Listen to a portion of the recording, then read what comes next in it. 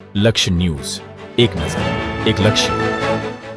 આપણે રાણપુરના મધ્ય રસ્તા ઉપર કે જ્યાં ખાદી ગ્રામોદ્યોગ ભંડાર આવેલું છે ત્યાંની આજુબાજુમાં મુખ્ય રસ્તા ઉપર તમે જોઈ શકો છો કે કેટલી ગંદકી, કેવું પાણી ગંદકીના ભરાઈ ગયા છે. હજી તો વરસાદ ચાલુ પૂરો થયો નથી, હજી ચોમાસાનું પૂરું ખાલી આગમન જ થયું છે. ત્યાં તો ઠેર ઠેર પાણી ભરાવા માંડ્યા છે. અને તમે જોઈ શકો છો કે આ મેન રસ્તો છે, મામલતદાર કચેરીને જોડતો, તાલુકા પંચાયતને જોડતો અને પોલીસ સ્ટેશનને જોડતો. એ મેન રસ્તા ઉપર આવા 2-2 ફૂટના ખાડાઓ પડી ગયા છે કે જેમાં પડવાથી જો અકસ્માત થતો રહી ગયો. અત્યારે તમે જોઈ શકો છો ખાડાને લઈને આવા જ અકસ્માતો થાય તેવી ભીતિ લોકોને અત્યારે ક્યાંક ને ક્યાંક થઈ રહી છે.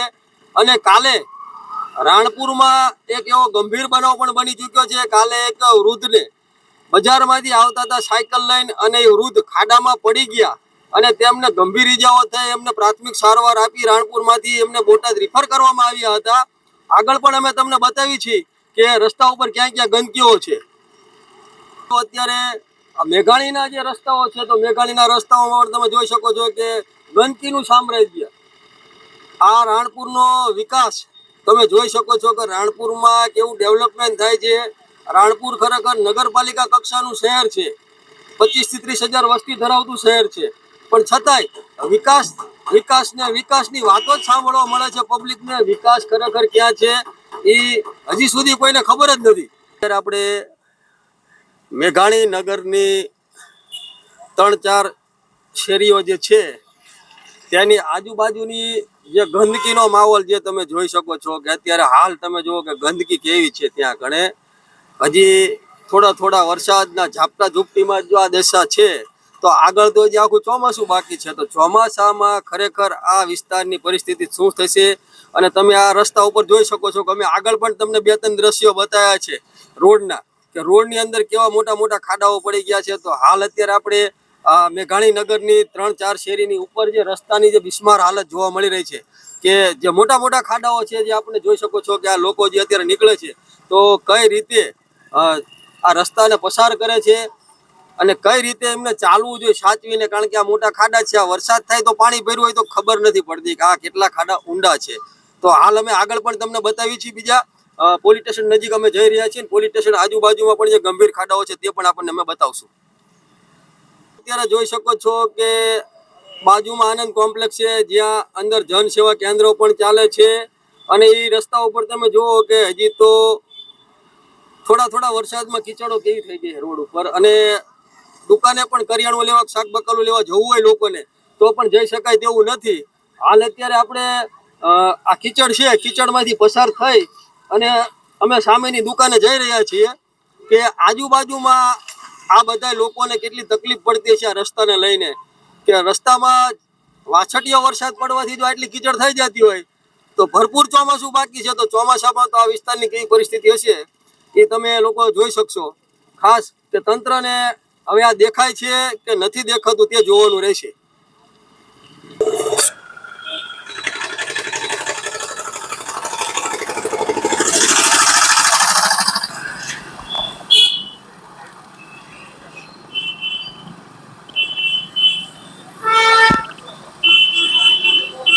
હાલ અત્યારે આપણે રાણપુર પોલીસ સ્ટેશન આજુબાજુના વિસ્તારનું અત્યારે કવરેજ કરી રહ્યા છીએ. તો તમે જુઓ કે પોલીસ સ્ટેશનની બાજુમાં પણ આ અત્યારે 1.5 ફૂટના ખાડાઓ અમે તમને બતાવી રહ્યા છીએ. અને આગળ પણ એક્ઝેક્ટ પોલીસ સ્ટેશનના ગેટની સામોસામ તમે જોઈ શકો છો કે લગભગ 2-2 ફૂટના ખાડાઓ મોટા મોટા અત્યારે પોલીસ સ્ટેશનના ગેટની સામોસામ આ અત્યારે ખાડા છે, જે 2-2 ફૂટના ખાડા છે. સામે ઝવેરચંદ મેઘાણીજીનું સ્ટેચ્યુ છે અને પાછળ પોલીસ સ્ટેશનનો ગેટ છે.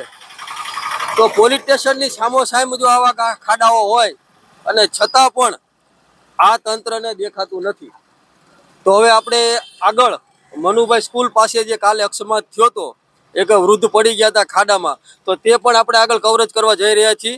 આપણે આગળ મનુભાઈ સ્કૂલ પાસેનું કવરેજ તમને બતાવશું. હાલ અત્યારે આપણે રાણપુર પોલીસ સ્ટેશનના બાજુની સાઈડનો રસ્તો જે રાણપુર ગામની અંદર પ્રવેશ થાય છે અને મનુભાઈ સ્કૂલ અને ખોડિયાર મંદિર બંને સામે છે. તો અત્યારે આપણે ટર્નિંગ પોઈન્ટ ઉપર જોઈ શકીએ છીએ કે ટર્નિંગ પોઈન્ટ ઉપર કેવા મસ્ત મોટા ખાડાઓ છે કે જ્યાં બાજુમાં સ્કૂલ આવેલી છે ને સ્કૂલે જવામાં વિદ્યાર્થીઓને હાલીને પસાર થવું પડતું હોય છે, તો આ કિચડમાંથી પસાર થવું પડે છે. અને આજુબાજુમાં વાહન ચાલતા હોય તો છોકરાઓને વાહનના હિસાબે પાણીના છાંટા ઉડે તો ગંદકીના કારણે તો તેમના કપડાઓ ખરાબ થાય છે. તો આ તંત્રને કેમ કાંઈ દેખાતું નથી? તો હાલ અત્યારે આપણે મનુભાઈ સ્કૂલ પાસે જઈ રહ્યા છીએ, જે કાલે એક અકસ્માત સર્જાણો હતો. એક વડીલ કાલે પડી ગયા હતા ને જેમને ઈજા થઈ હતી તે ખાડાઓ પણ અમે તમને અત્યારે હાલમાં બતાવી રહ્યા છીએ કે મનુભાઈ સ્કૂલની બાજુમાં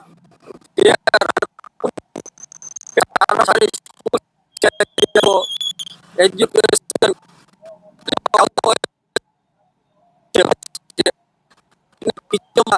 કોઈ વાહન દ્વારા તેમના યુનિફોર્મ ગંદા ના થાય અને સ્કૂલે યુનિફોર્મ તેમને દાટે નહીં, એના માટે પણ ક્યાંક ને ક્યાંક વિદ્યાર્થીઓ સંકોચ થતો હોય છે. તો હાલ અત્યારે આપણે જોઈએ છીએ કે આ ગંદા પાણીમાં મચ્છરનો ત્રાસ પણ એટલો હોય છે અત્યારે, જેના કારણે ડેન્ગ્યુ, મેલેરિયા, ટાઇફોઇડ જેવા રોગો થતા હોય છે.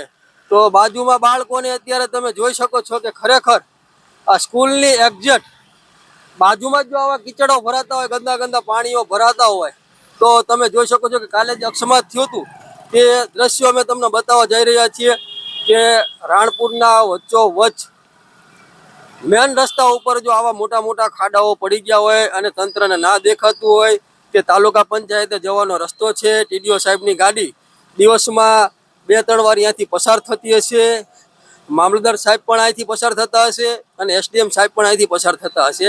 તો તમે જોઈ શકો છો કે કેવા ખાડાઓ છે.